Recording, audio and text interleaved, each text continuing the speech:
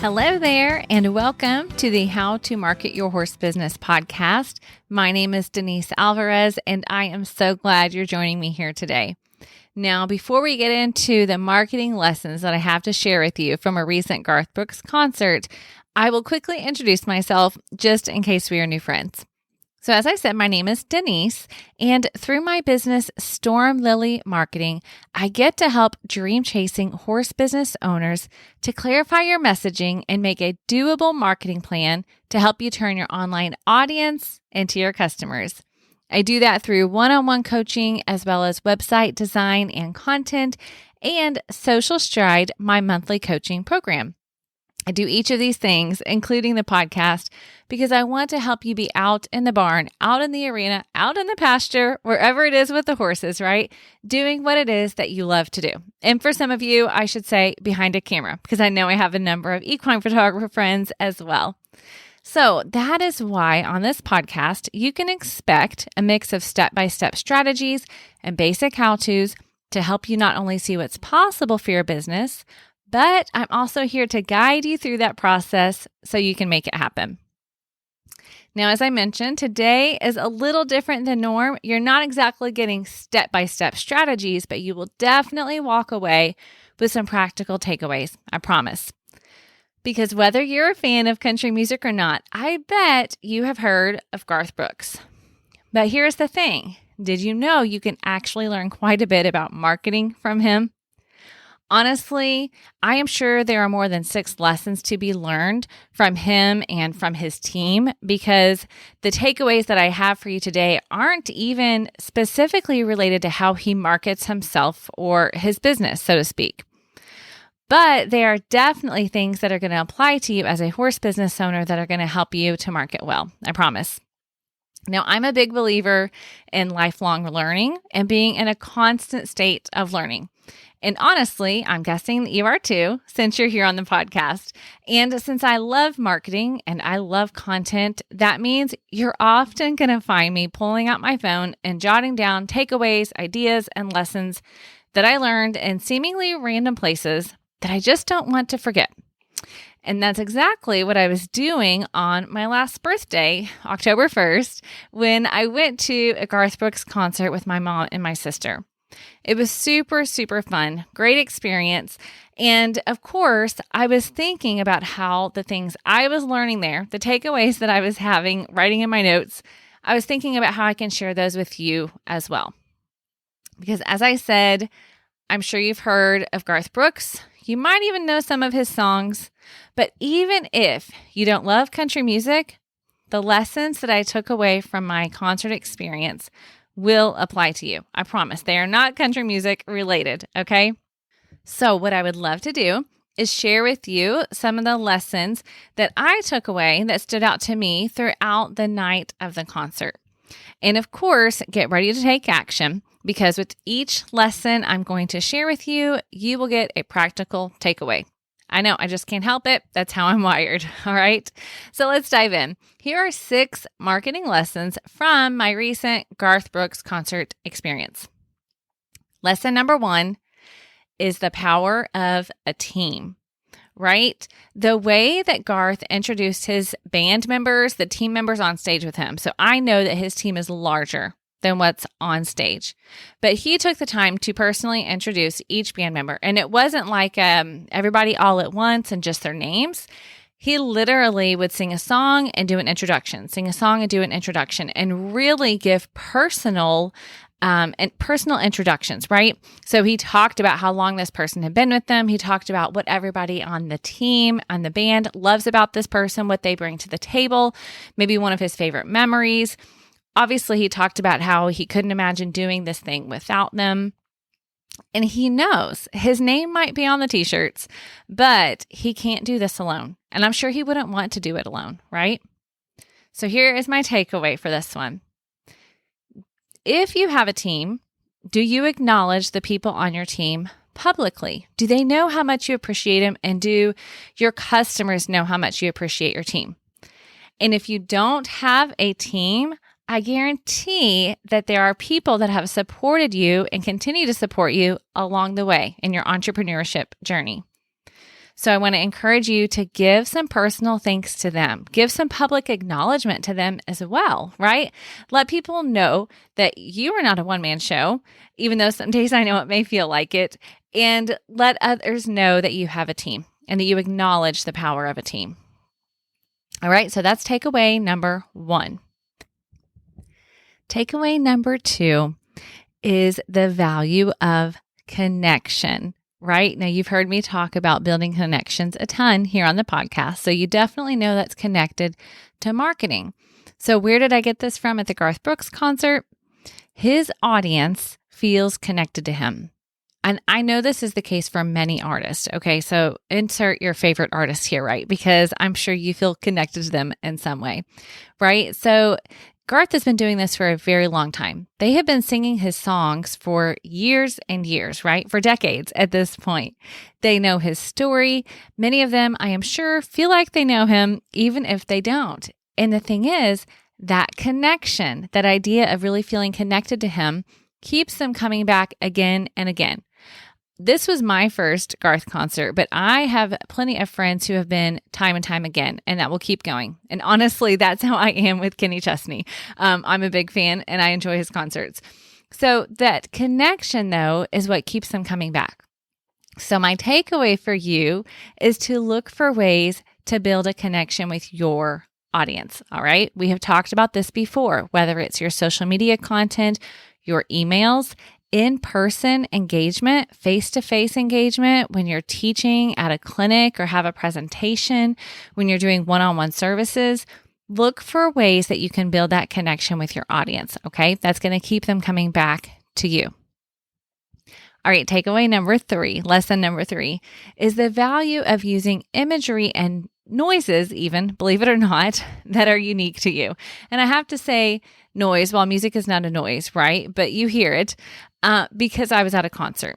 And during his concert, all he had to do is play one chord on his guitar and the crowd goes crazy. They know exactly what song that is. They've been hoping he would sing it and they're ready for it. And that chord is unique to Garth. It's unique to his songs, right? Well, it's the same with you all. People know your horses. They know your story. They know the isms that make you, that make your program you. They probably even know your favorite quotes and things that you say on the regular, okay? And as you continue to build that connection and do those things, they're going to get to know you. They're going to get to trust you. And what does that lead to? The know, like, and trust factor we know leads to sales, right? So the takeaway I have for you on this one is for you to take time to really pinpoint, what are the things that make you, you? What are the things that are unique to your story, that are unique to your program, that are unique to your promises from your product and your service? And build on that when it comes to your marketing. Make sure that people know. Don't be afraid you're saying it too much, right? Because I know it'll start to feel that way. But make sure that people know when I think of XYZ, this is who I think of. And they think of you. When they think of your unique things, they think of you. Okay? So that's your takeaway for lesson number 3. Number 4 is to honor your long timers. Right? So as I said, when he would play his songs, and most of them that he did play were the older songs, and he did that on purpose. He actually said, hey, you know what? I can't stand it when I go to a concert and I only hear the artist playing new songs that the artist is excited about, but I came to hear the things that I want to sing along to, the things that I already know, the reason I love you so much. And so he intentionally played mostly older songs at this particular concert. I don't know if that's what he does at all his concerts, but in this setting, he did. Okay. So my takeaway for you on this one is for you to remember your long timers. Remember your originals. The customers, right? And the clients who started with you back in the beginning, right? The ones that have been cheering you on and knew that you have potential since day one. They've stood by your side. They've told others about you. They've been your biggest referral source. They've helped you get where you are today. So I want you to honor them intentionally. on a personal basis, on a one-to-one level. Let them know they're appreciated. And then over time, look for ways that you can show honor to them. You can show appreciation to them. Let them know how much you value them as someone who's been there from the beginning. Alrighty, friends. Lesson number 5. This one, believe it or not, it's not specific to Garth because I don't know that he had anything to do with this or not. I have no clue. But there was a moment in the beginning. Okay, let me set the scene for you a little bit. This particular concert was not his normal stadium concert. He had just finished the tour, and Johnny Morris is here in my hometown, Springfield, Missouri, or my hometown, where I live now. I don't call it my hometown. It's not where I was born and raised. But either way, Johnny Morris is here in Springfield, right? Bass Pro Shops headquarters. And this year is a 50th anniversary for Bass Pro Shops, and Johnny Morris has a brand new amphitheater. So this particular concert was part of the grand opening for the amphitheater. So I'll tell you more in the next lesson about that. But here's why I'm telling you this. It's not his typical stadium experience. I have no idea what that's like. But in this particular experience, what happened? All these pre-concert events were happening, right? There was an opener, there was a local opener, there were things, exciting things that I'm going to tell you about in a minute in my next one. But here's why I'm telling you this. It was all setting up for this concert, right? So it gets a little bit darker on stage. They're done setting up on the stage. You think it's coming. People start to get excited, right? And there's some music. And then the announcer comes on the stage and he says, okay, Garth and band, this is your 1-minute warning. Here's your countdown. And then it comes up with the screen countdown, and it's counting down to when they come on stage. And I told my sister, I thought this was the most anticlimactic moment at a concert because it was so built up and you thought, oh my gosh, here it comes. Here's the moment. And then no, it's just, okay, here's your countdown, right? And like I said, this happened at a Garth event, but it doesn't mean it's a reflection of how they run things. But my takeaway for you is to think about the experience you are giving people. Right? Keep the momentum going as you're setting up your customers, as you're working through the client journey that you have created. Don't have pauses or lapse in communication, right? From the first time that they communicate with you, that they reach out to you, until the last time when you drop off that custom saddle, when you ship out their gear, when you deliver their photo deliverables, whatever the case may be. Make that experience seamless. Keep the momentum going, okay? So that is your takeaway in lesson number 5. All right, I've got number 6 for you. Ready? It is to dream big. Now, here's why I'm telling you this. As I mentioned, the concert was a grand opening for this new amphitheater in our area. So it was more than just a concert. They literally had this amazing air show, like really, really cool stunts. I will not be able to tell you all the things because it's just not my forte, but there were some really old planes and they were doing all kinds of tricks, and it was very, very cool. And then I was just amazed by this. When it was time to sing the national anthem, it wasn't just like, okay, let's all turn around for the flag. It was, oh, what if we had somebody skydiving and coming down to the ground with an American flag as you're singing the national anthem? How cool is that? Like, talk about really dreaming big. I would love to be at the table when they think of those things. And of course, at the end, there was a fireworks show, and there were drones that made pictures in the sky, which I'm sure many of you have seen at this point, but still very, very cool. It made the Bass Pro Shops logo. It said 50th anniversary. It showed different pieces and parts of their history and fishing and hunting. And it was so, so cool. And then, of course, right, there was a Garth Brooks concert. Like, they wanted to celebrate, so they invited Garth Brooks. I mean, how cool is that? I loved that. It just inspired me. And so I wanted to inspire you guys. I loved that as they thought about this event, that it was a dream big scenario. It was like, what can we do? What can we make this a really cool experience for people that are here?